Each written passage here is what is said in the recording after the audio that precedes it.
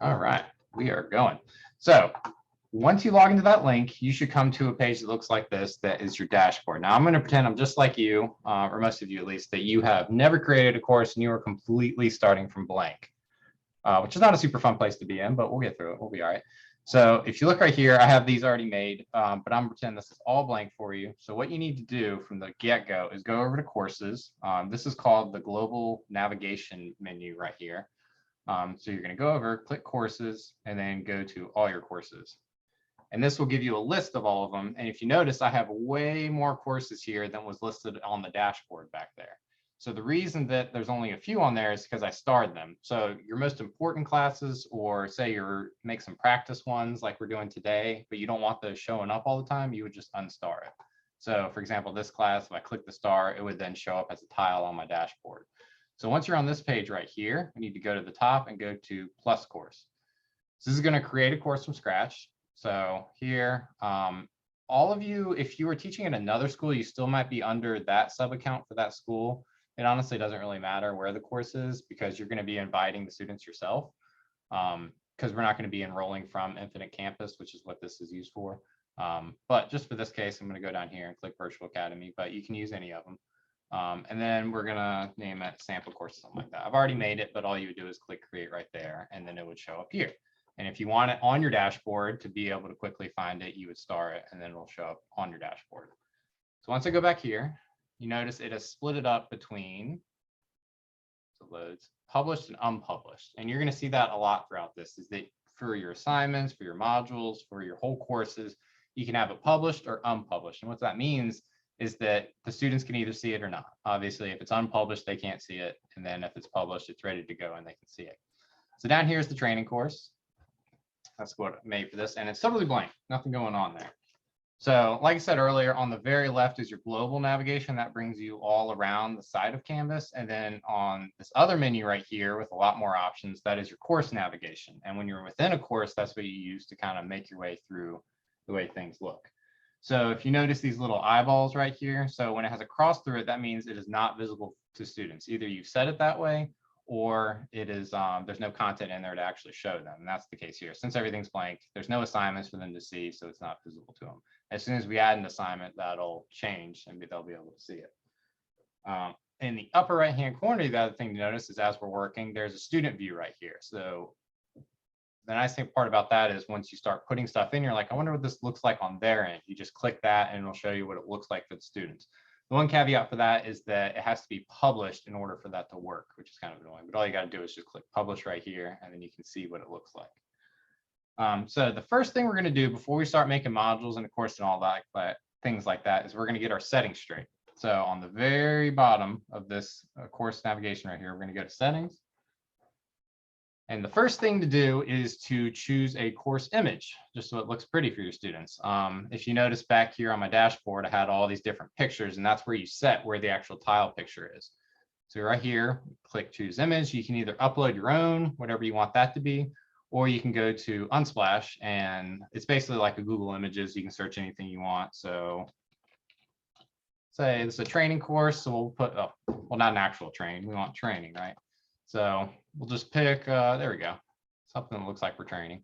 Call it the training course. The course code is just kind of a shortened code of what it's going to be called for them.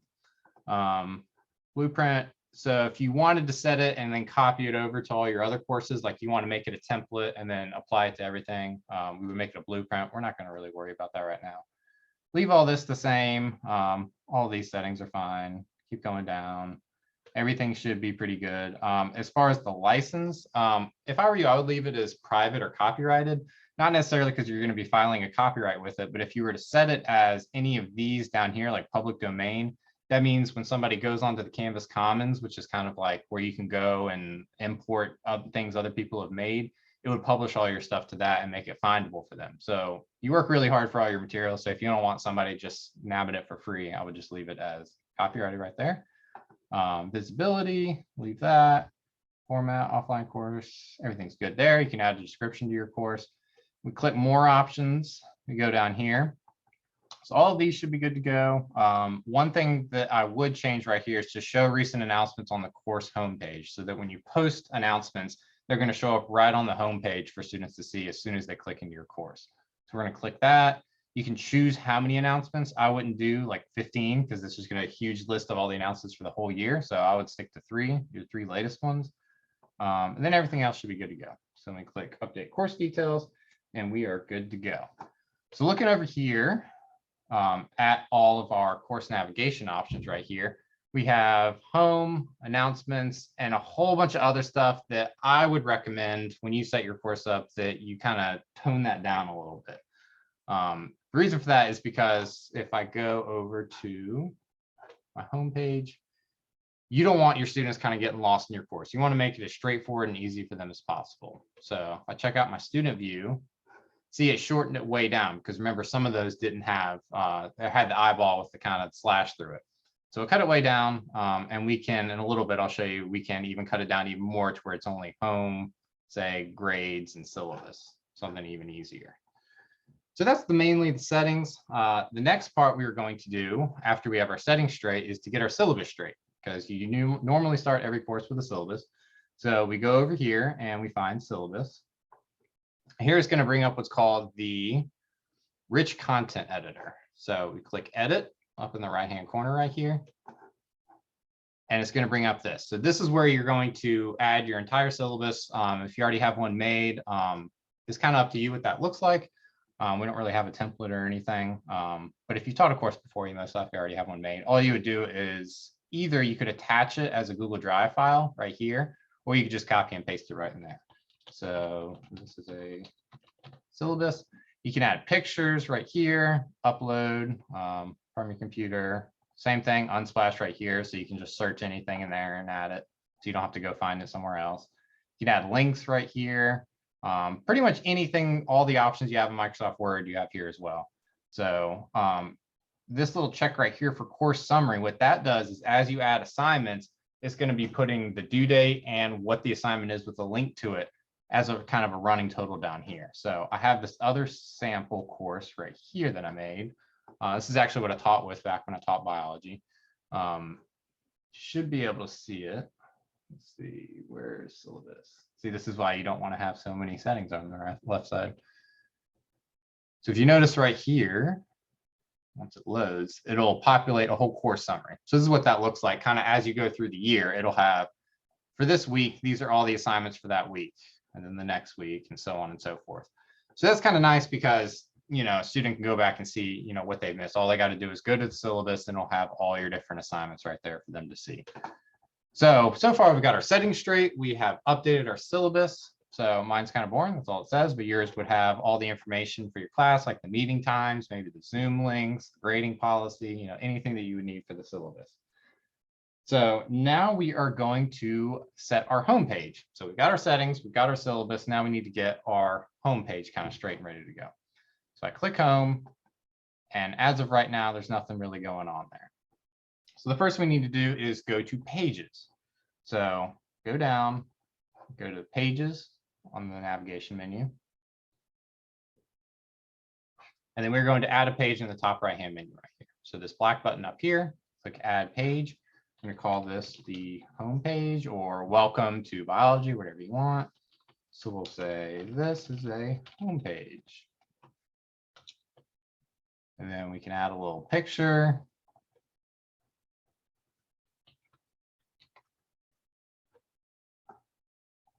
There we go. Then it's pretty easy to edit pictures. You can just kind of drag and drop, do whatever you need to do.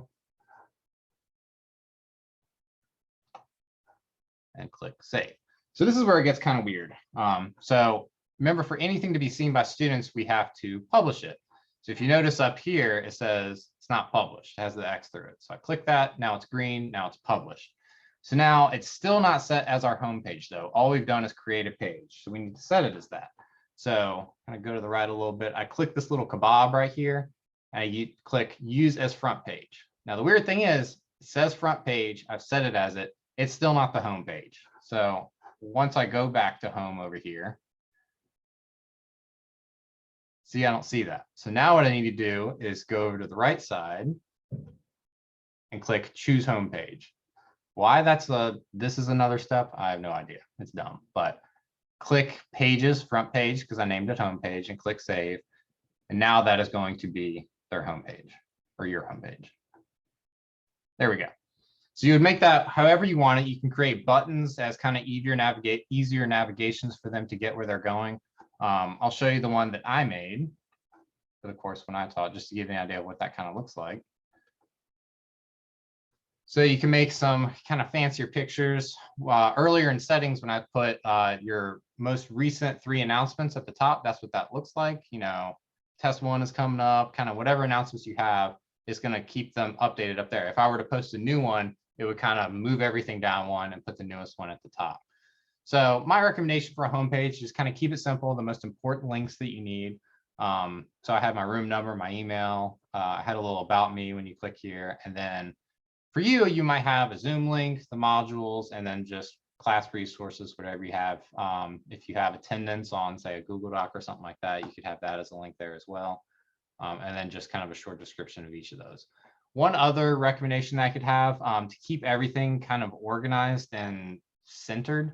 One thing you can do when you're designing this homepage, if I go back to it, is you can create a table, kind of like you would in a Google Doc or anything like that. And that keeps everything kind of as a grid.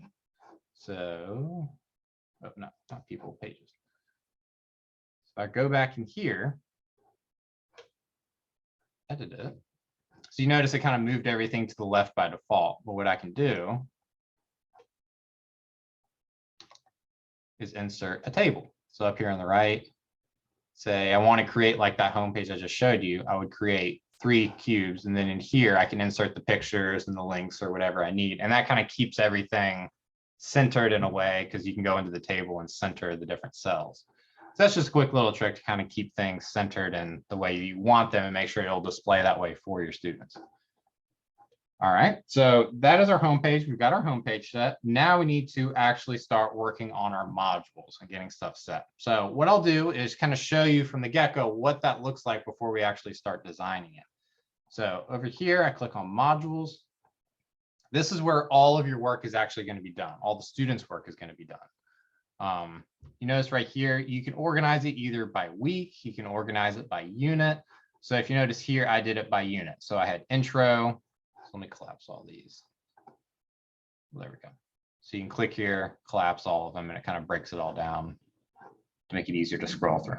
So I did it by module unit. You could do it by, instead of module 1, week 2, week 3. It's kind of up to you. I just already had all of my pacing done by units already, so it was just easy for me to do it that way. So if I click into module 1 right here, you notice I did a header for the date. So it was kind of easy for me and for the students to see. You know, I put a little emoji right here. All they have to do is look at that and they can find the date. So if they were absent on, say, the 15th, they just have to go to whatever module we're on, see the date, and then this is everything that we did for the day. Kind of the way I organized it, this is by no means how you have to do it, is I did it as they would have a quick lesson, which was either a video or, you know, something they had to read and respond to questions or something like that. So for this one, I actually did, let's see, we'll just take this as an example. I don't even remember what this one was. So I did it as a CK12 lesson. So I just linked it to a different website they had to do, but it could be any type of however you're going to deliver that actual material. So then once they're done with that, let me go back here. Once they finish that lesson, then I would do an expand. So it would be lesson, expand, and then review, and then a quiz. So that was kind of the breakdown of what they did for the day. And now I would also start with the objectives, obviously. So list the objectives, then they would do a lesson. The expand would either be a video that expands on the material. It could be an article they read and respond to. Or it could be kind of an interactive flash thing, if you can find those. So this is about the scientific method. So the expand was they read the lesson about, you know, the different types, different steps of the scientific method and stuff like that. And then they watched a video on how to spot bad science and then respond to some questions. So that was kind of the expand. Then you could do, say, a discussion board or something like that. So for here, they were doing a discussion on unethical scientific methods, and then they would have to respond to some questions about it. And we'll go over discussion boards, how to set those up and everything like that. I just want to give you an idea of what a module and a day-to-day would look like within a Canvas course. So there's the discussion, then they get to the review. And the review could either be you just list out the key points, the key takeaways, or something like that. Here, they would check for understanding. I don't know what this is. I think this was a, yeah, through Virtual Virginia. I just linked where they drag and drop stuff just to kind of review if they kind of got everything. And then a short quiz. So that was kind of their lesson for the day. You can make it more, make it less, kind of whatever fits for your course. And we're going to go through each of these things and how to actually set them up. But that's kind of the idea behind the module and how content's delivered in there. You want to set it up to where my recommendation is that it's the same thing every single day. So for my students, they would come in and know, all right, every day I have a lesson, at least a lesson, expand, review, and then quiz. Just kind of so there's some consistency there as far as what it looks like. Because if you notice, you go through every day, it looks exactly the same, right? And a lot of times it can't look the same every day because, you know, content differs. But for the most part, you want it pretty, you know, with the indentation and just kind of keep it organized in an easy to deliver and digest way for the students. So we go through each day, and then you get to the end, you have the test, and this is just some other stuff I had in there, but then you have the test and you're ready to go. Notice I did it by points. You don't have to necessarily do it that way. It just kind of makes it easier on the grading end if every module is the same points. But once again, if you're doing it by week instead of by unit, you might have to kind of have every week have a different number of points. In the end, you make it a percentage anyway, usually, so it doesn't really matter in that case. So back to our blank course, so we can actually see what this is going to look like from scratch. Does anybody have any questions yet about what we've done so far? Good. All right. So we're going to go over to modules and make our first module right here and see what that looks like. Hey, Connor, I sent you something in the chat about images. Okay. Oh, very good point. Yes. So back to images. Thank you, Carmen. When you are inserting an image into something, Canvas is very particular about how you do it. Normally we're used to with a Google Doc or something like that, you can just copy and paste an image. Well, Canvas does not like that, because what that's really doing is just pasting a link to wherever you're pasting it from. So if I went to Google Images, right, and just searched the picture of a classroom, right-clicked and copied it and pasted it into Canvas, what that's doing is trying to paste a link from wherever you got that picture. So when you're adding a picture, let me see if I can go back to my page and show you, is that you want to actually upload it every single time you do it. So if I'm going to edit this page right here, so either how I put this one in, where I searched it on the unsplash option. So if I want to add another picture right here, up in this little icon right here, either upload, yeah, we'll do upload right here. So you either have to actually click here and have it saved on your computer somewhere to pull up, or you're going to have to go to Unsplash and do it. If I just, let's see, went like this, it'll show it, it'll do it. But then when a student actually goes to see it, it'll be a broken link and won't show it. So just keep that in mind. It's really easy, and you want to, because it's so easy to just right click and, you know, Control V or paste it. But Canvas doesn't like it for some reason. They will not let you do that. It'll look all good for you, and then when your students go to do it, it won't show anything. I found this out the hard way because I made an entire like 50 question test for my students, and all the images for every question where I was like, look at this diagram, I had pasted all of them, and then I was actually absent the day they took it, and then got all the emails that we can't see any of the questions. So make sure, for your peace of mind, that you are uploading all of them when you actually add any image to anywhere on Canvas, whether it be quizzes, tests, home pages, assignments, anything. It's a pain, but it's the way Canvas is, unfortunately. So anyway, back to modules. Connor? Yeah. Quick question about the grading. Maybe we'll get to this later, but I'm not really familiar with, like, you have 3 points, 3 points, 3 points. Uh-huh. I'm used to grading with like 100%. Okay. So do we talk? Yeah. Did you still do weighted categories like classwork and test work? I did. Okay. So we can still do that. You just kind of have to design it a little bit differently, and I'll show you how to do that when we get to grading. Okay. Thanks. Yep. So we have all our blank modules. We need to make our first one right here. So just like how we made the page, we go up to the right and we go to plus module right here. So we're going to call this just module 1, or we could make it week 1, kind of however you want to organize your modules. So one option right here is that you can lock it until a certain date. So if you want to start working on all your stuff, there's two ways to do it. Either you can not publish it yet, so they won't be able to see anything, or you can publish it so they can see it. They just won't be able to work on anything until a certain date. And you can choose that here along with the time. We're just going to leave it open right here so we can work on it. So there is module 1 right there. So the first thing that I would recommend is that unless you are doing the whole module by the date, that you start putting what's called text headers with the actual date on it. So to add anything right here, we hit the plus, and here are our options. So these are all the different ways to deliver content in your modules. So we have assignment, we have quiz, files, we could do a page, a discussion, text header, like I was just saying. You also have external URL. I've never really used that. That's just to paste a link, but you could do that anywhere else. So the text header was what I was talking about earlier. So here, the way I did them with that little emoji, if you just searched emoji on Google, it'll come up with this site, which is kind of nice for really anything that you're doing, is that you can actually copy and paste these. So I think I used, an Apple. I think they have a Schoolhouse too, but we'll say Apple. And then it gives you the option to copy and paste it into whatever you're doing. Really slow.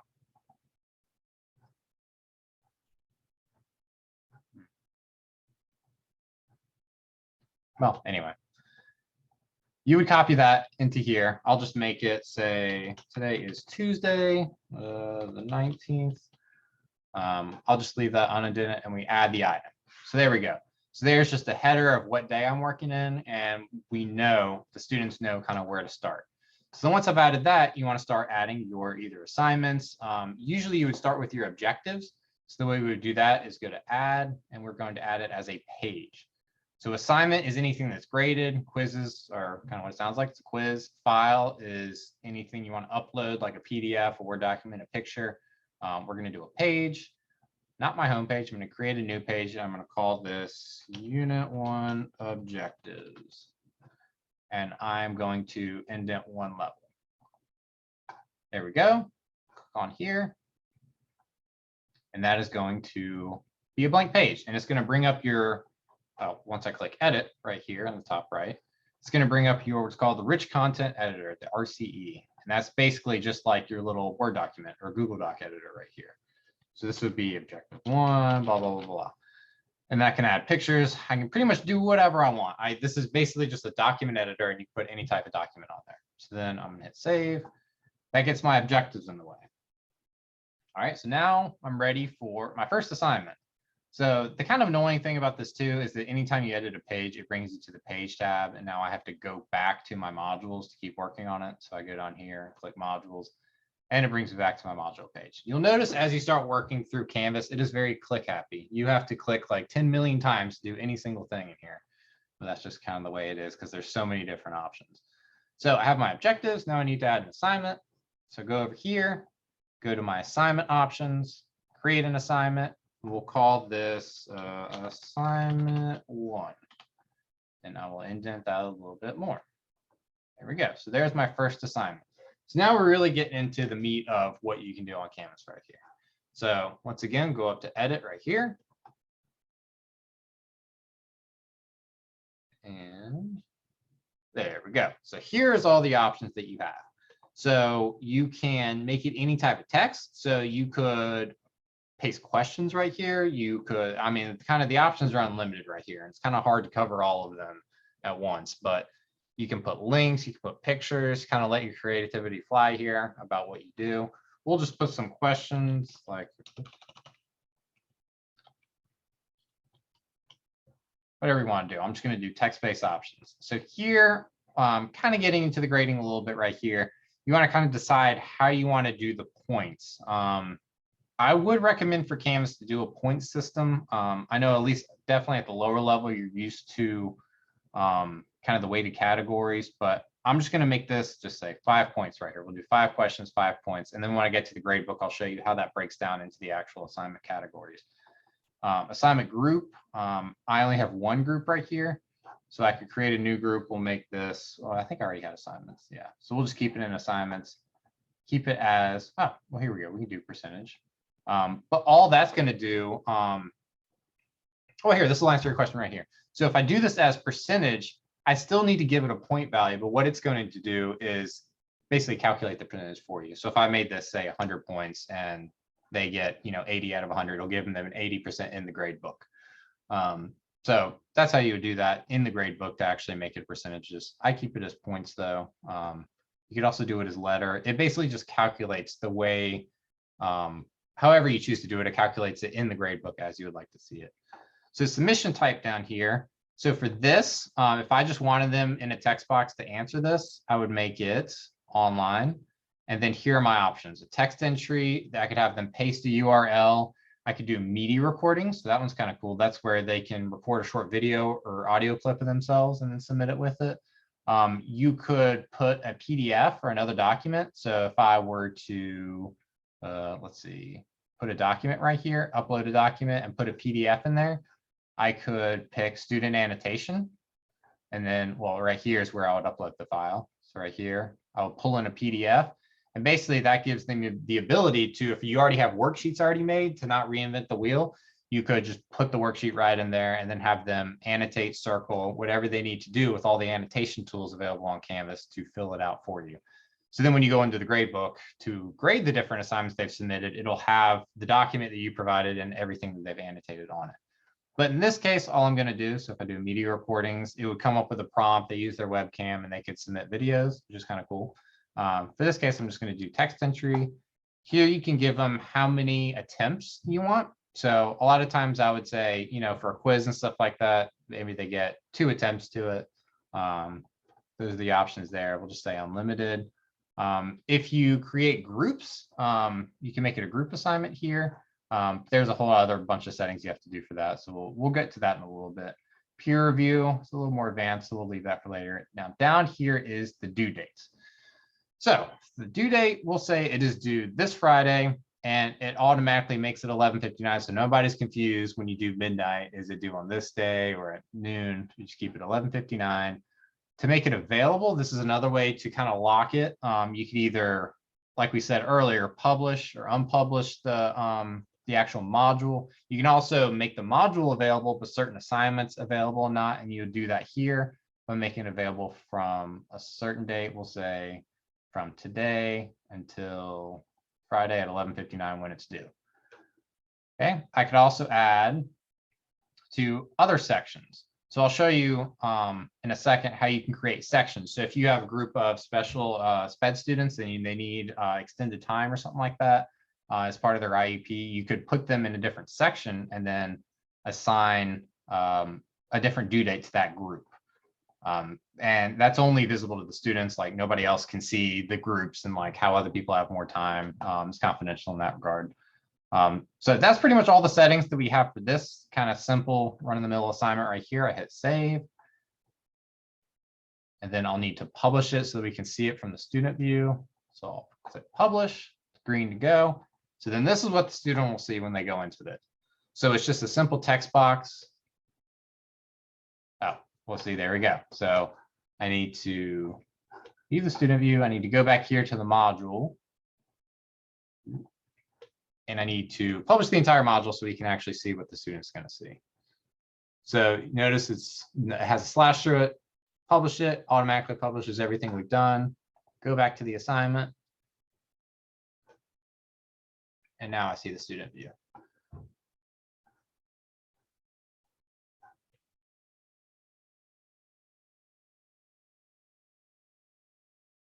There we go. So it has my questions right here, and then it has the same rich content editor that we were using to design all the stuff in the course.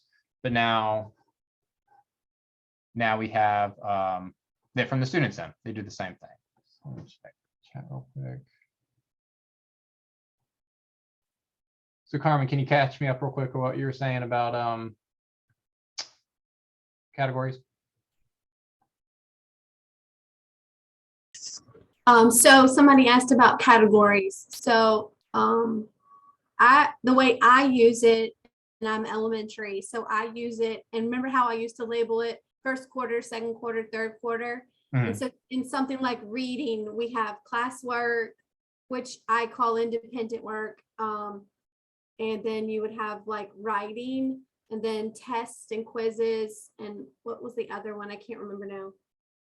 Did you do like a But- participation or something like that? Oh yes, it wasn't participation, it was something else. Oh, IXL. So I labeled IXL as because I only weighted them so much. So test and quizzes had a certain weight. So if I had them categorized, then it's easier to do your grade books at the quarter, and it keeps the kids updated.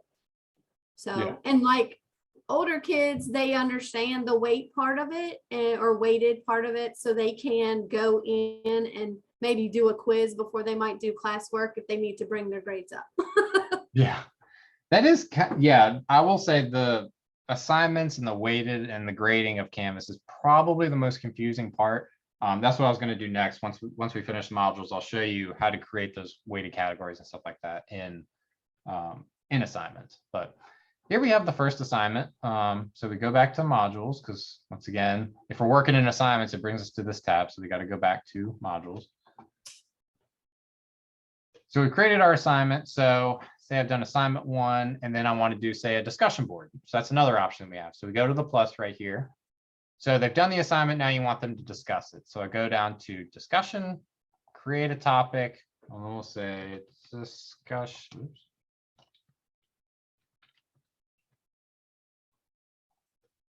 And we'll indent that to, there we go.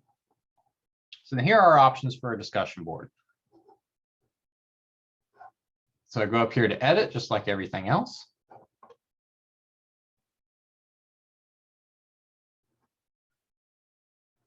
Post to all sections, yep.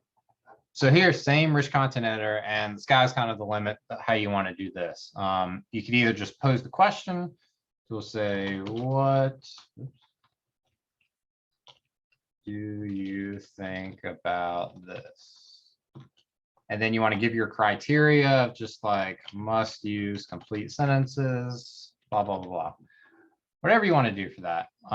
So then down here are the settings that we can do. So threaded replies is basically they can reply to each other, kind of like, on Facebook, you'll have one comment and then you can reply to the comment or to the entire thread. Same type of deal here. This is my absolute favorite setting right here.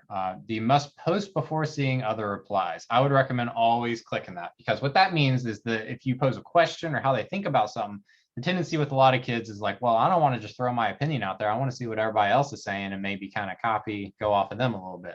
What that makes it is it hides what everybody else has posted and it's just blank for them. So then they have to post their opinion or their response to the prompt. And then once they click submit, then everybody else's pops up and then they can start replying to everybody else's and stuff like that. So the way I did it is usually you have to use complete sentences. You have to reply to at least one other student's prompt. And I kind of went from there. So the 2 requirements I always had was complete sentences and you have to do at least one reply to another student's. Discussion boards are usually a large part of online classes because it kind of gets you that engagement between the students. Is there a setting to like have teacher approval before their post publishes?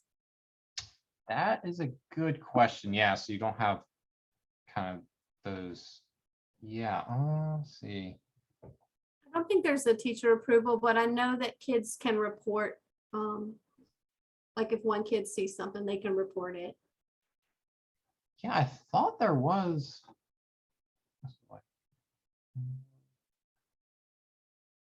Yeah, I'll have to I look thought there into was that. something about hide something. It's not on this page. I don't remember exactly where the approval is. The only problem with that is if you were to set that, you would have to it wouldn't be able to be a running discussion. So if like you said it, kids throughout the day are doing it, you would have to be available to approve everything so then they could respond to each other, if that makes sense.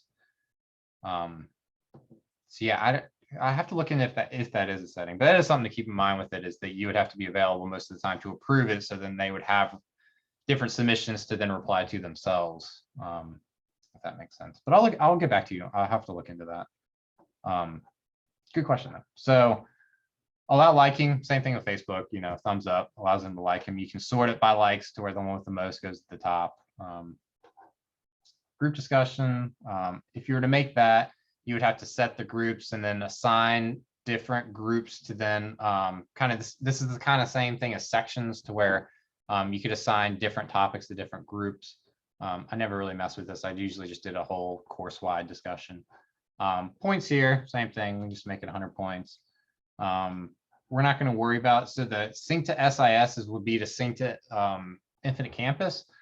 It would be convenient if you would do that, so you wouldn't have to transfer your final grade to Infinite Campus, but it usually gets messed up. I'll just be honest with you, is it does not sync super well.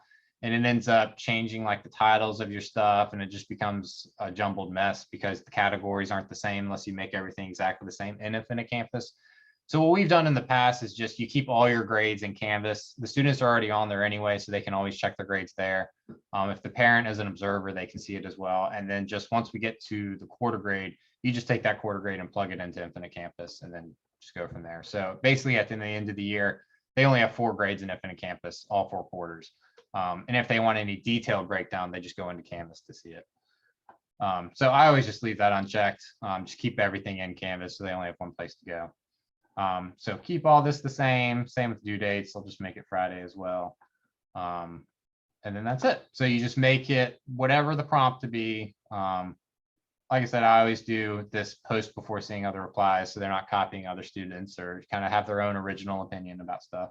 Then we go down here, click save or save and publish if you're ready. Oh, whoops, I'll check that. And then our discussion is ready to go. So we've done an assignment, we've done a discussion. Oops, you go back to my modules. An assignment, a discussion. Now, what I would recommend is maybe a review, kind of just a bullet list of like what they've learned, the key takeaways, and then we are ready for a quiz. If you would like to do a quiz for every, I did a quiz for every lesson, just like, 3 or 4 questions kind of as a formative assessment as we go. But just go to quiz, create a quiz. Now there's 2 different options. New quizzes has a bunch of fancy features where you can do drag and drop. You can do kind of, there's nuanced features. Classic quiz is just kind of straight up multiple choice, true, false, and then essay are really the only options there. But we'll do new quizzes so I can show you some of the features. We'll just say this is quiz 1. Keep it in assignments, and then I will indent 3. So you notice it only goes to 3 right here, but if I kind of get a lot of stuff going in there, what you can do is go over to the kebabs over here and then increase the indent a little bit more. So I'll do it 2 more, just so we have a tree going all the way down. So go to my quiz 1. It's got the little rocket ship. Why it's a rocket ship for quizzes, I don't know. That's just the icon they picked. So we'll make this, we'll say it's a 100-point quiz, just like everything else. Display it as points. Good to go. Everyone. Yep, so that's all good to go. And then we need to build it. So we click the build button right here. It'll show us all our different fancy options for these quizzes. The kind of the downside of this is if you have all of your quizzes already made, there's not an easy way to just like take a PDF and then just make it an interactive quiz. Really what you're gonna have to do is copy and paste every single question into here, unfortunately. We don't really have question banks built into here yet. We're looking into possibly purchasing stuff that we can import into here, but the file types get kind of weird. So for now, kind of have to build them question by question, unfortunately. There are some things on the commons that you might be able to import, and I'll show you how to do that in a second. But right here, we'll just add the instructions, take this quiz, hit done, and then we're ready for our first question right here. So we hit the plus button, and here are all of our options right here. And it's pretty inclusive right here. So we have, they can categorize stuff. You can make them upload files. So you could honestly make it even an oral quiz where they have to like, use their webcam and microphone and actually give a short video. You have formula for math. You can do matching, multiple choice, ordering, essay. I won't read through all of them, but you have a lot of options right here, including multiple answer to where they would have to checkbox the different ones. But we're just going to go old school, do a multiple choice question. Here you just put your question. Say 2 plus 2. What is that? And This then, looks a lot like Google Forms. If you have a Google Form quiz already made, did you say already if you can just put it in here? sorry, was that if you already have a Google form, could you use that? Like if you've used quizzes before that you've made on Google Forms, can they be inserted? You not into the quizzes, but you could do an assignment and then just set the point value there and then just link it into there. Okay. You wouldn't be able to do it into this actual whole ecosystem within quiz, but what you could do is go back here, like say down here at like instead of quiz, I would just do another assignment and just call it quiz, and then there's just a link to the Google form. You would Gotcha, just have thank to you. then transfer the grade once you go to actually grade them. Okay. So that's all made, and you would just go through and make all of your different questions. Good to go, and hit return. And it's ready to go. Once I publish it, the students will be able to take it. So I'll publish it. I'll show you what it looks like from the student.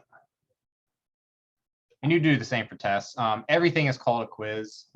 It's just what they call it. So all your tests will technically be called quizzes, but they'll have that little rocket ship right there. So once I click on the quiz,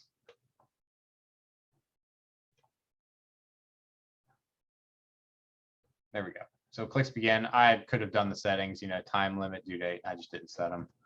And they begin, and it'll pull them into it. I will say it's a little more heavy as far as like computer needs, but we haven't had any. The new quizzes versus the old ones are just like, it's just kind of like a wall of text. Yeah, Carmen, definitely. Always put a due date, so they're not doing your September quiz in February, right? So the other part is always having a due date is that your grade book will get messed up unless you have due date set. And the reason for that is because it automatically, I set when the grading periods are. And based on what dates I put in there, I just do it based off the Lynchburg calendar. Based on your due dates is how Canvas will put it into the correct quarter. So if you don't put a due date on something, a lot of times it'll just stick it into a random quarter, and you'll start wondering, why are there too many points, or why is there an extra assignment in Q3? It's because you didn't put the due date right, and then it just decided to stick it in Q3 when it was actually supposed to be in Q2. So just make sure you always put a due date. It's kind of the gist of that. So 2 + 2, say it's 4. There we go. And I'm ready to submit. I got All right, it Connor, wrong. Yeah. Yes. you got it wrong. Anyway, can we do, instead of making a quiz, do like quizzes or a Kahoot Absolutely. Yeah. instead? So Okay. you can use whatever you want for formative assessments. This is just the quiz option built into Canvas. So by no means do you have to use this for your formative assessments. You can use whatever you need. You would just use an assignment. So, you know, back when we were building that first assignment, when you had that rich content editor, kind of the Word doc editor, you can put whatever you like in there. And then those options for, let me leave this real quick. All of those options for what you can use, you know, the text box, you could upload a document, you could put a link, any of those you could use for the actual assessment. So for example, the expand right here. So this is my assignment. I could have made it, this could easily be a quiz if I wanted. It could be a 3-question quiz. I would just title it quiz, and then that's the way I make it. You want to keep that in mind when you actually make your categories though. So I'll show you that now. So now that we basically have our rudimentary module made right here, and go back to it. Oh, I'm gonna go back to the training course. Just go back in here. So once I have my module made, so I have my home page. Here we go. Go back to, where did it go? My modules. There it is. So once I'm in here and I have all these made, now I need to actually make my assignment categories to actually be able to get my grade book the way it needs to be. So module set, now I need to go over to assignments right here. So now it'll show the assignments that I've made. So I had assignment 1, discussion 1, quiz 1, right? They're not in the categories they need to be in because you don't want this quiz to count the same amount as assignment 1. As of now, they're all the same amount of points. So I go up here to groups at the top right, hit that. I want to make one, we'll just call it classwork. Save that. We'll also make one assessments. I'll also make one, let's see, participation. well, that wouldn't really be one for, we'll just keep it 50-50 classwork. We'll keep it easy. However you want to design it, you would just make your groups here. So I will put drag and drop this into assessments. They make it pretty easy for this. Put this into classwork. And then I can just click the little kebab and delete this one. So there you go. So you notice up here, it has the grading periods already made. So based on how you do the due dates, if your due dates are within the defined grading periods, the dates that I set, you can organize it this way. So Q1, see there's no assignments found because I didn't put the due dates in Q1. I put it as what, this Friday, which isn't in any grading period. So if we were actually in the middle of the school year now, up here you could click and it would show you only the assignments with due dates that fall within that grading period. So that kind of makes it nice to go back and see what you're doing at what point in the year and stuff. So go over here. Oh, sorry. Yeah, question. I was gonna say, you don't have to go and drag and drop them every time, right? When you're creating them, it'll give you the option under the assignment group. You just haven't created the assignment groups yet. Is that correct? Exactly, yeah. So if I Okay. go back to, so I'll just go into this assignment right here. See if this ever loaded. There we go. Unless they're imported. Unless they're imported, correct. And I'll show you what that looks like too. So when you're actually making it, if I go back to edit, you notice it had the little drop-down menu for like, where would you like this assignment categorized? So right here, assignment group. So you already put it. So I would just click here. If it was a quiz, I would click assessments and then classwork, and it just automatically puts it in there and hit save. So since I already dragged it in there, that's why I already had there. So the other thing with groups is I go up to the kebab up here, click it, and then assignment group weights right here. So I want to weigh my final grade based on assignment groups. So classwork, I'm just going to do this 50-50, but you want to make it whatever you want. So there you go. So now it's going to weigh anything that I put within that classwork category. It's going to be 50% of their final grade. Anything that I put in an assessments is going to be 50% of the grade. So this is really important to do right here so that once you get to the end, everything's right. Now, the nice thing about Canvas is if something gets messed up, you can always change the settings and fix it once it comes grade time. But if you're in Q3 and you've realized, wait, I didn't do my weights right, and you've already posted, 2 quarters worth of stuff, you might be a little pickle. So just make sure you get this right, however you want to do it. Mr. Boyd might decide on, some policies as far as, at grade levels, what he wants the categories and stuff, but this is where you would do that. We hit save right there. So now kind of an easier way to do it. And now anything that you put into classwork, based on the points, you can make some things count more than others. So for example, if you want discussions to count more than assignments, maybe you make these 80 points and these 100 or 8 and 10. That's how you would differentiate between the weight of stuff within classwork. Now, however you weigh them within the category, it's going to be at the end of the day 50% of their total grade, if that makes sense. So it kind of does all the math for you as long as you set it up that way.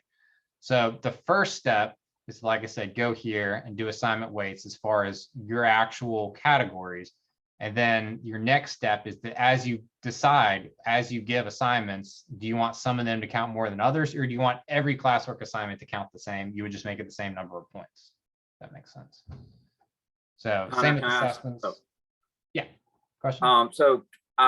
This is percentage based. Can you just do a point based system where everything is given a point value? And I may have missed that if you said that already. Yeah. So are you talking about for instead of doing this like 50% of total, it's just all points? Yeah, just everything counts, everything's a point system, whether assignment's worth 5 points and then a quiz may be worth 20 points. And it all goes in one bucket, and then you figure out what their grade is that way. I mean, can you do it that way, or is it better to do something? So you could just do, you could just make this like assignments, like it was. Like you don't even have multiple categories. You could just have assignments, and then if you already have how many points everything's going to be, you could just throw them all in a single category and then just make them all. You just have to know at the end, say you have 1,200 points, you would just have to divide, however many, how a point system works.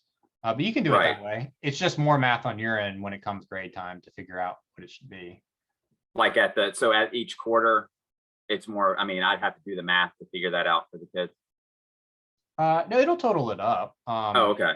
Yeah. It's just yeah. I guess the short answer is yes, absolutely. You can do it. That way. Okay, all right. I was just curious. And then I had one other question. Yeah. And I actually I have an appointment here in just a minute that I'm going to have to leave for. Okay. On the left-hand side where you have the account, I see your face, and then right beside that you have the home, and you have all those different. I mean, there's like a ton of things right there. Can you hide a lot of those things? Oh yeah, sorry, I actually skipped over that. Yeah, so let me show you that real quick. So okay, and well, so with that being said, so you can hide the different things. I mean, I'm with you. There's tons of things that you're going to be clicking on for the kids, like, and the kids are going to have to click on all these different things. Mhm. Do you have to put the syllabus, like make that visible for the kids, or can you use like your tree method so then the kids see like where the quizzes are by using indents and things like that? Yeah. Like, what's your recommendation? I guess I mean, for me, like all the clicking that you're doing, that's a lot in itself. Oh And yeah, I and it's mean- sometimes it's hard in Canvas to avoid the clicking, but that's how I actually Yeah. did my course. I didn't do a separate whole syllabus thing. I did a let me show you. I did module Good. 0, welcome to class, and this was like my syllabus and everything like that. okay. Yeah, so I really like how you did the tree and then the Mhm. rocket ship. I mean, I can say, hey kids, y'all see a rocket ship, or you see something that has points, then you have to do that versus having to go back to the syllabus page to see what they have to do for the week and things like that. Yep. And the homepage, I will say, what I actually did, I didn't even have a homepage because all students would do is when they clicked on the course, it would come up with that fancy page, and then they'd have to find the module and all that. You can actually set this module thing as your homepage. So when they, at the very get-go, when they log in and click your course, the modules pop up. So if you go over here to choose homepage, you could just pick course modules as the homepage. So you don't even have to design a homepage if you don't want. So you just click course modules and save. So now when they click into your course from the dashboard, it's just going to immediately pop up. So if you notice right here, it's just going to pop up with this, and they're just ready to go. So that would be my recommendation, especially for older kids. I know at the lower level, maybe this is overwhelming for them, and you want that nice homepage with the big buttons and everything. But yeah, you can just set this and then do module 0 as all your class info. That's kind of how I did it. But your other Okay. question, as far as when we go into settings right here, to change this whole menu and kind of break it down a little bit, if I go over to navigation right here, so this is everything that's there. So I drag them down for stuff I want to hide. So like all this extra stuff, I just drag down here. So really all they need is home modules and grades, right? I mean, for a lot of kids, maybe you would want like a rubric if you do stuff like that. That's really all they need. So I hit save, and then when I go to student view, unfortunately, it's not really going to hide it from you, but for the students, this is going to have to be published, but when they see it, it's only going to be those 3 things. You might want to have announcements where you can see them too. Oh, true. Yeah, maybe announcements too. Okay. All right. Well, thank you very much. Yes, sir. So, and y'all have a wonderful day. You too. Thanks. So that was how we kind of broke that down a little bit. It's published now. You go back home and I can show you that student view. And now it's only going to have those 3 things. And I should have added announcements too, but it's kind of chugging along here. All right, so our last thing to cover, clock dates. Come on.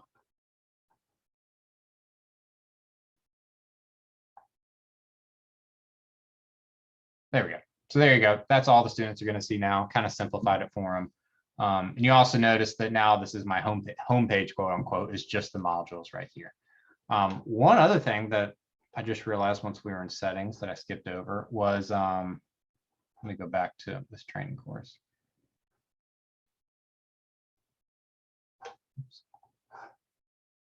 Was the sections. So if you wanted to break up, say, students with IEPs, or you just want to group them based on achievement or grades once you get to know them and stuff, you go over to sections right here, and I can add a new section. So we'll call this group A. I'll make this group B. There we go. So I can take that one out. Right. So now I actually have 3 because you have to have, so this is everybody, and then you can break it up into more groups here. So now if I go back to my modules and when I actually make it, this is how you would say set a different due date for certain groups. So if I go into assignment right here, my first assignment, go back to edit, go through my 10 million clicks again. And now I'll go back down here. So as it is right now, see everybody, it's due on the 2nd. I can add another due date and say group A, whoops. Group A, I want them to have 2 weeks to work on it. There you go. So they have extended time while everybody else is due on Friday. And Can say, you just, I'm sorry. Yeah. Can you just assign it to a group? Like if you have a group that needs an extension and you just want to only them to see that assignment? so you could Okay. do group A. There you go. Great, thank you. And it's just to them. Yep. So you can kind of do this any way you want. You could do just one group, or you could do group A is due here, group B is due here, and then everyone else is due here. So you can break it up even that much. This is just how you differentiate different, yeah, Carmen, good. Yeah, reading groups, levels, just how you can kind of differentiate based on extended time.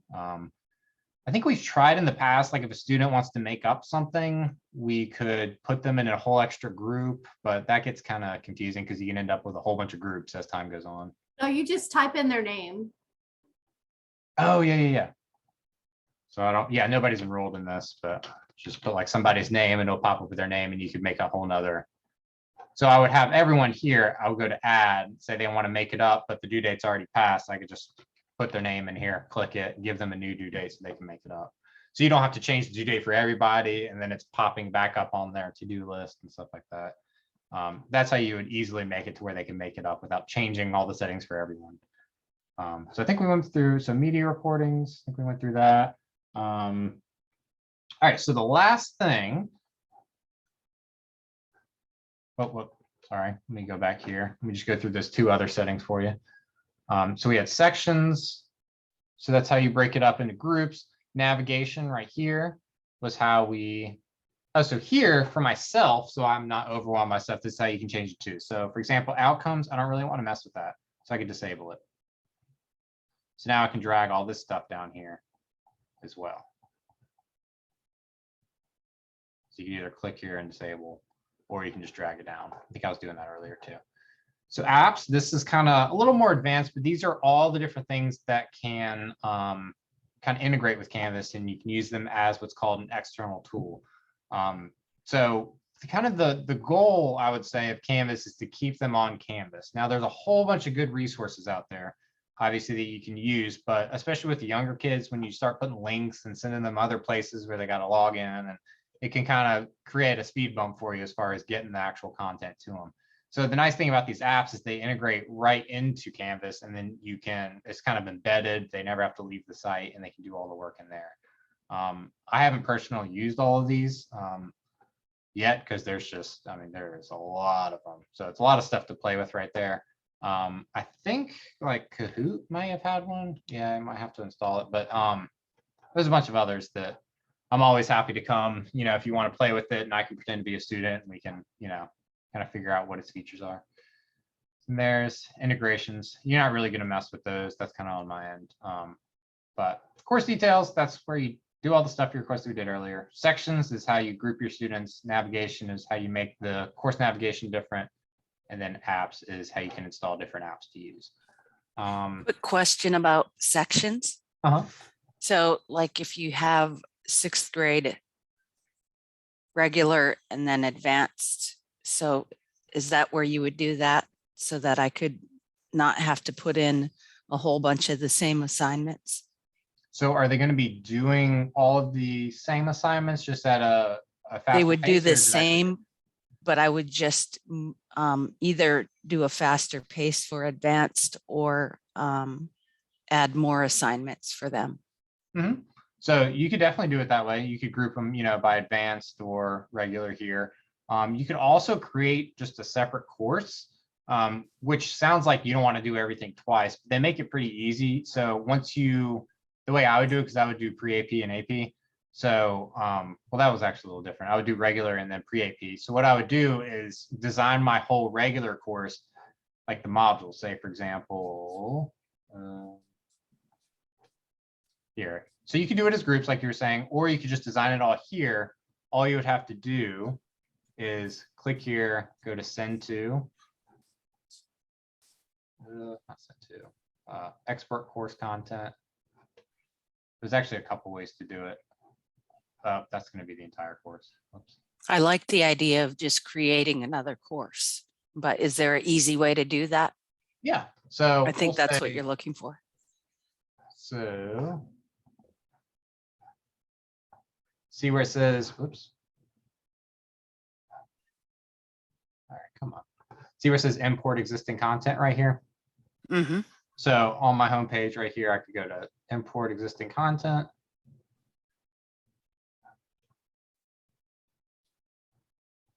And I'm going to say copy a Canvas course. Then I'm going to search for the course. So we'll say the one I just made. So see the training course right here. And I want to hit select specific content. All right, so I copy a Canvas, I pick that course, then I hit import. Then I'm going to hit select content.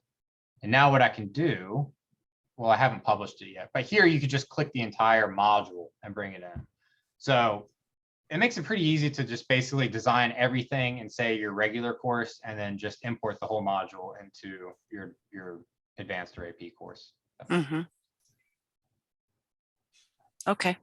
Sherry, what we've done in the past is we have what we call a sandbox. It's just like something where you do all your creation in, and then you upload it to your courses. So say you have 6th grade, 6th advanced, 7th grade, 8th grade, whatever, then you would have a sandbox and you would just create the things in there. So that's especially what I do, because if I'm in working mode, I don't want to accidentally publish something the kids can see it. So it's kind of like my rough draft page. And then I upload it. Once I've created it, you can put it in 5 different things. You can even share it. Like if I was a 6th grade English teacher, you could even share your Canvas modules with me. So that's an easy way. We can probably show you how to do that too. Yeah, I was going to say, where is the sandbox? Or I just create my own Mhm. and call it sandbox. And you just never publish it. Right. You can publish it, you just don't add any students to it. So then, because the thing to keep in mind is that in order to be able to use student view to actually see stuff, you have to publish it. So the problem with that is, like, if you're designing it, your module and your actual course, you're like, well, I want to see what this looks like for the students. You have to publish it. Then it's actually published to the students just for you to be able to see what it looks like. So that's a good point. I would create like a sandbox practice course, design everything in there, and then import it into your actual course once it's ready to go, just so you can use this whole student view feature. Great.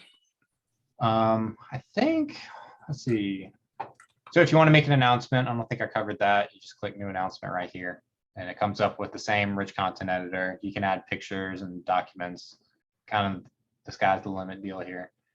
So title there, and then what sections you want to put it to, so on. And that'll put it, since we did that setting at the beginning, that your 3 latest ones will be on your homepage. So that's the other thing to keep in mind, I guess, too.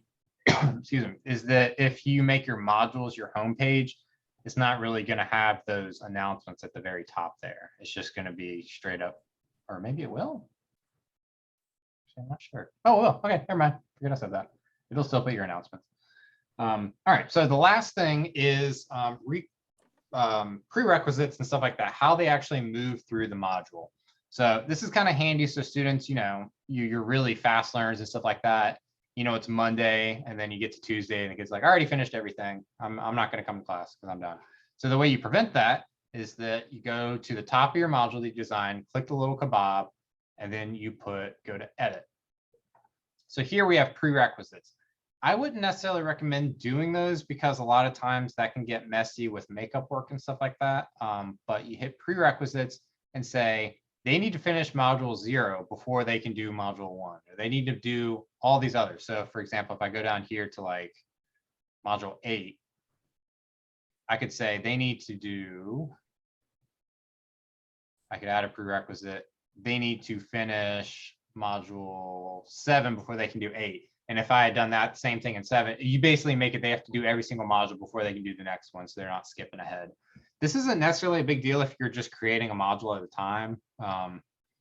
You know, this obviously this whole course is already made, so I could set this from the get-go. But if you're just as you go through the year doing it, it's not as big of a deal.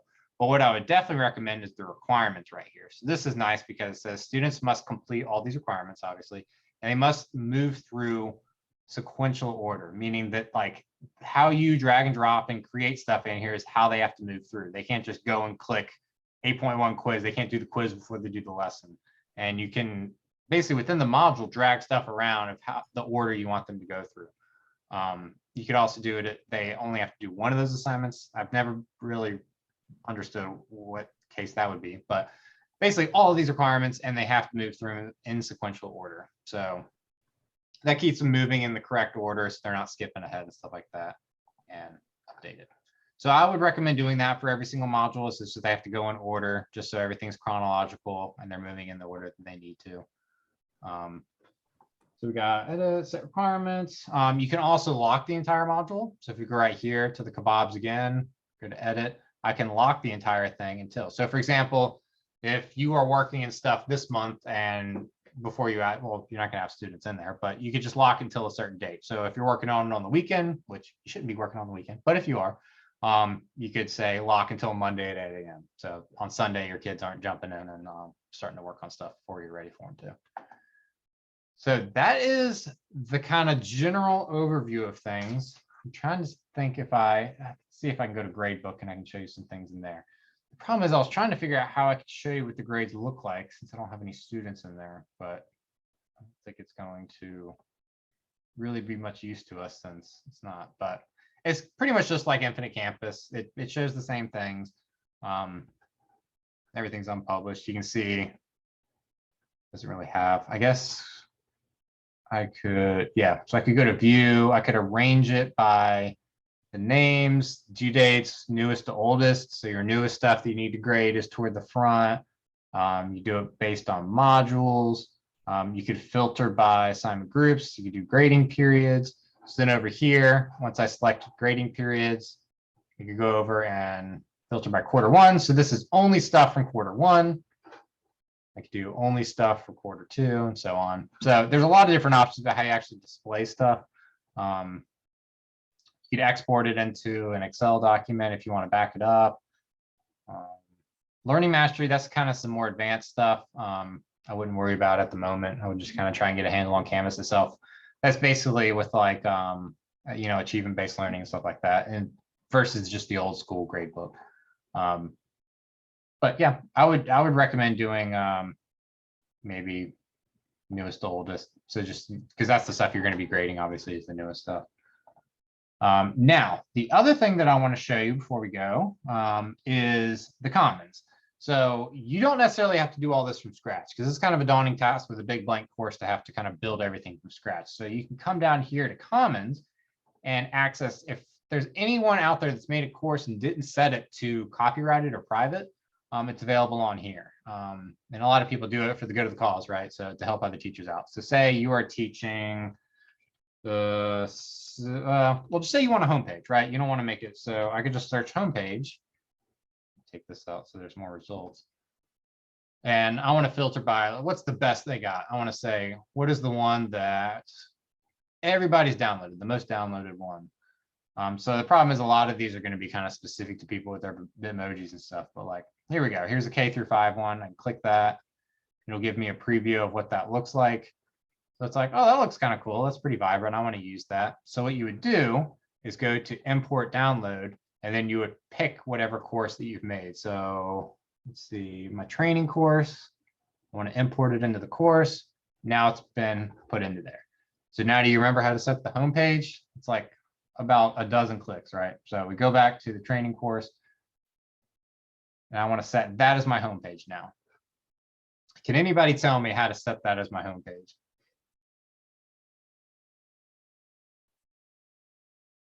Question for the class.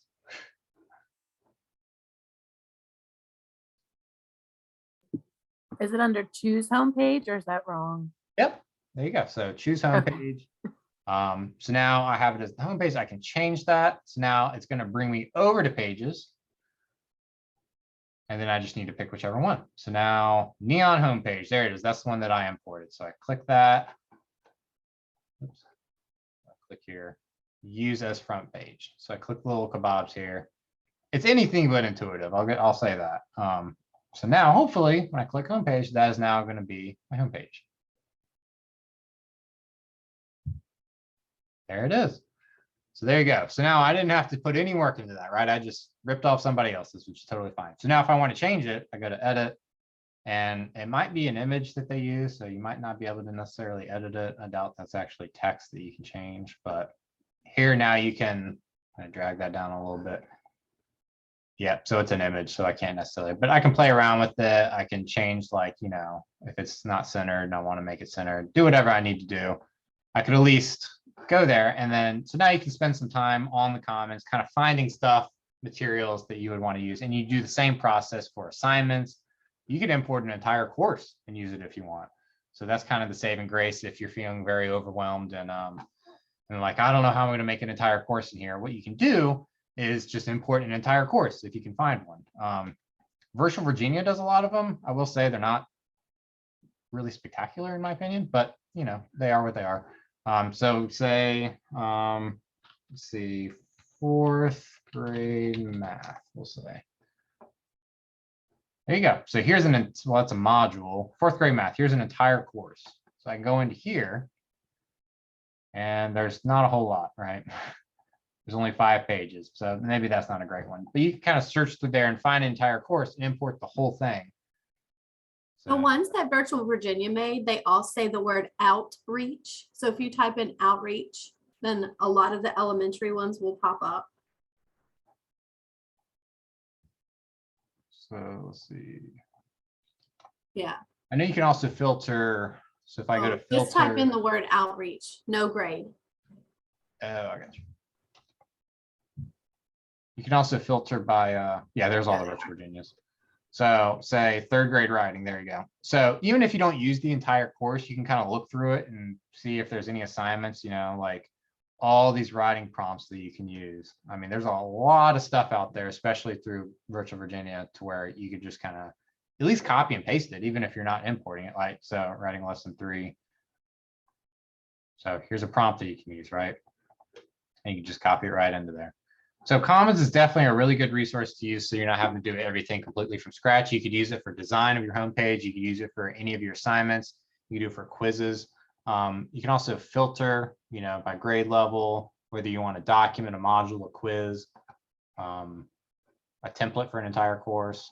Here, I would just keep it as all, just so you get the most options. I think for Virtual Virginia, if you filter by DOE, no, maybe public schools was the one. Yeah, so they're all filtered under public schools.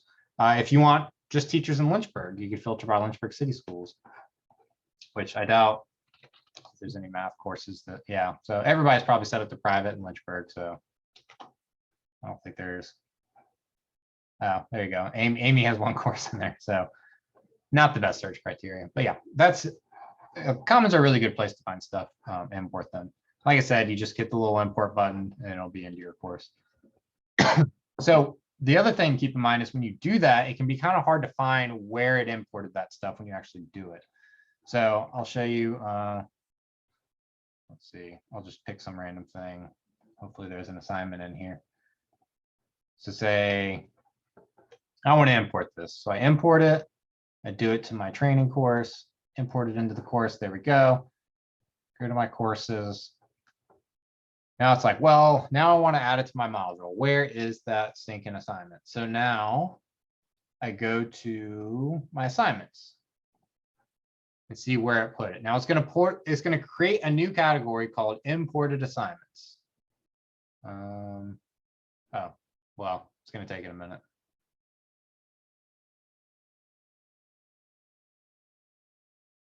Well, it's going to take it a while because it's being slow. But what it's going to do is create a new category. You know, I had classwork, I had assessments. It's going to create one called import assignments. All you got to do is drag it into wherever you want it to go, and then either delete that or just leave the imported assignment group blank. But anything you import, it'll create a whole new category for it. We also have rubrics, which is kind of self-explanatory. So I'm kind of jumping around, just making sure I catch everything. This is where you would make them for, like, say, an essay or something like that. Add a rubric. And you could use this as far as grading.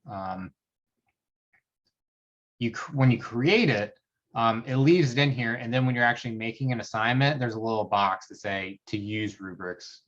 See if I can show you that real quick. And then it'll just display that for students. And then the nice part is when you're actually in the grading window, it'll pop up with the rubric, and you just click the points to give them. So we'll say assignment 1, I want to use that rubric I just created. Hopefully it saved it.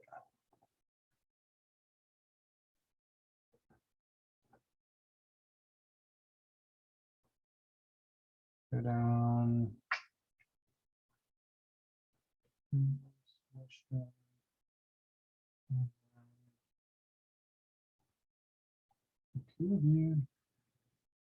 I actually don't. Carmen, do you remember where the rubric is? I know you use them.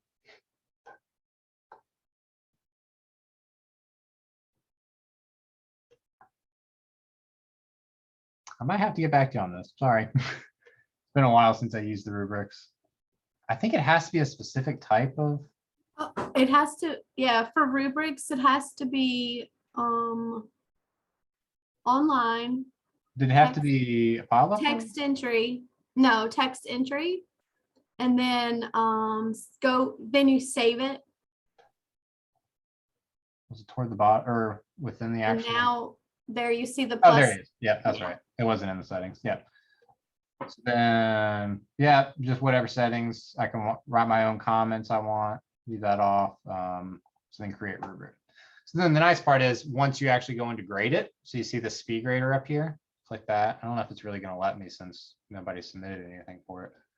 But the speed grader is where you're going to be doing your grading. So I don't have any submissions for this, but the nice part is when you have all your students right here and you're grading them, you can just pull up the rubric real quick and say, oh, I want to give them 5 points for that. Save it. There you go. You gave them full marks. And that's how quickly you can grade like an essay or a text-based response based on the rubric while you're going through all of your submissions there.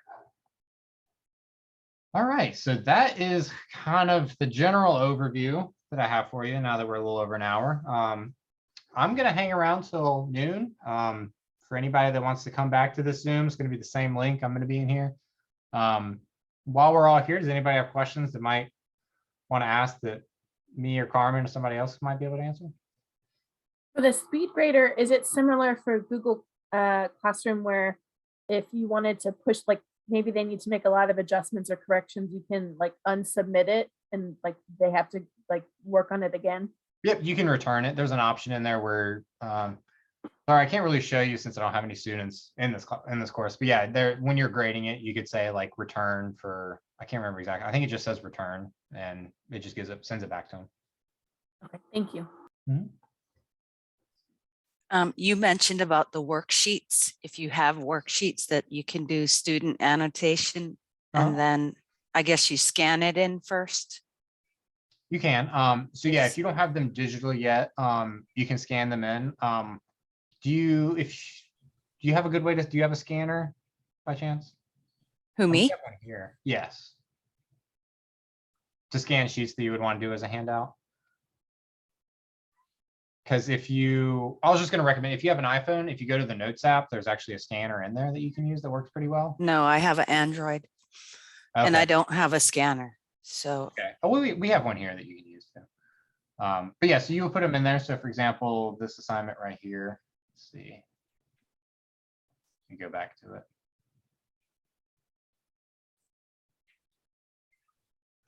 Where am I at? Oh, I just imported that whole, that's right. So there we go. So it just imported it right. It's like, what is all that stuff? So it used to be called imported assignments. I guess they changed it, just called assignments now. So now see how it's 0% because that's a whole new category that we didn't add the weight to.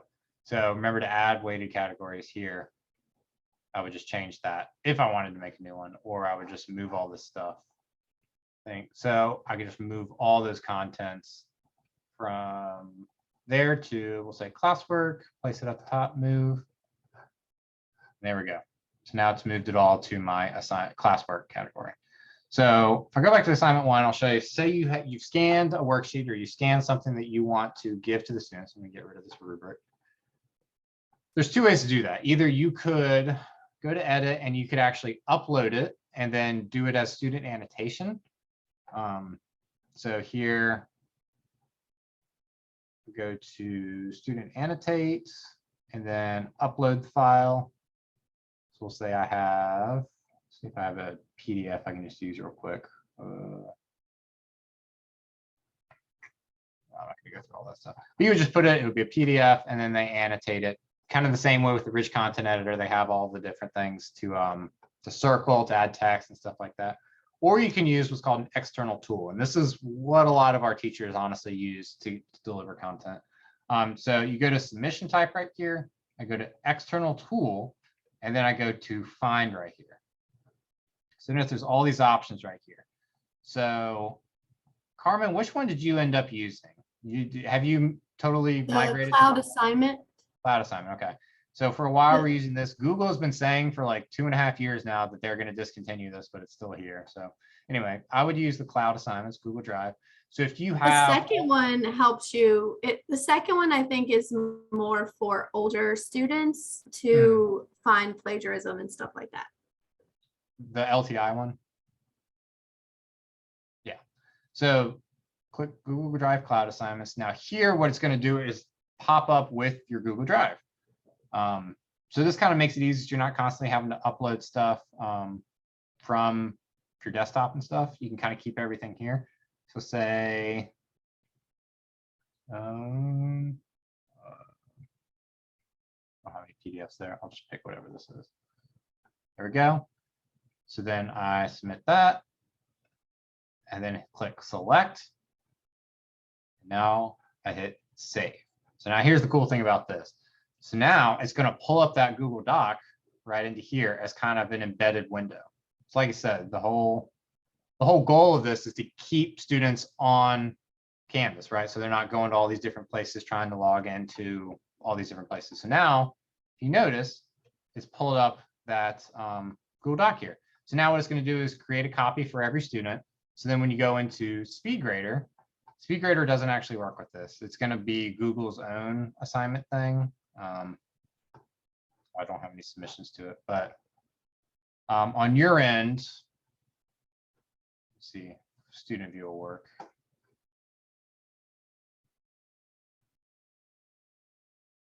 It's not going to work. Yeah, so since I'm not logged into Google. But anyway, so that's what it would look like from the student's end. It'll just be like an embedded Google Doc like that they can work on. That's probably the easiest way to deliver worksheets in assignment like that. Is just to use the Google Drive tool. So once again, we go back to the assignment. I want to edit it. And it's called the external tool. So I also used, if you're going to be teaching a science class, I would recommend checking out CK12 too. That's a really cool one. So that's right here. So once again, external tool was the submission type. I go to find, and you can use IXL here too. Ed puzzles, if you have ed puzzles used in the past, you can embed them here. CK12 is pretty cool. This kind of has, CK12 is like an online textbook. So say 6th grade math, we'll say, and it kind of has like embedded kind of flash games and stuff like that you can use. Go to the library. What about our new HMH English textbooks? HMH is not, unfortunately, not one of the external tools with Canvas. That you would have to just put a link to the external site, unfortunately. Okay, so they can still use it. Oh yeah, The definitely. students can. It's just one of those cases where, you know, not everything has a tool that's been designed for Canvas. So you'd have to just put it as a link. So if that's the case, at the end of the day, if you just can't get it to necessarily embed or work, you could just, you know, put a link up here, like with this little link button. We'll just make it whatever. And then I'll say submission. There's no submission for it, but I'm still going to grade it. So for example, if like HMH, you know, it's going to be graded over at HMH on a different website, I could just put the link here. It's not graded, but it's still going to make it an assignment with a due date for them and still go into the Canvas gradebook. You would just put, there's nothing to submit on Canvas necessarily. That makes You sense. have to have it say submission. So I had my kids say finished, Oh, good point. or even I would trust them because that's what I would do for reading A to Z is they would go take a quiz there and they would have to come back and tell me their grade. So if you have no submission, it's not going to grade it. So you could do that and then, Yeah, and then just do online and text box. Yeah, there you go. yeah. So then they go somewhere else, do whatever assignment that is there, and then they come back here. And then when they're done, Then I can add the grades myself. Yeah. so then wherever they're else the most, they get a grade and then just put it in. I don't know what is going on here. Anyway, so you have the link. Tell me your grade when you're done. Everybody does it. Let me end this recording while I'm thinking about it.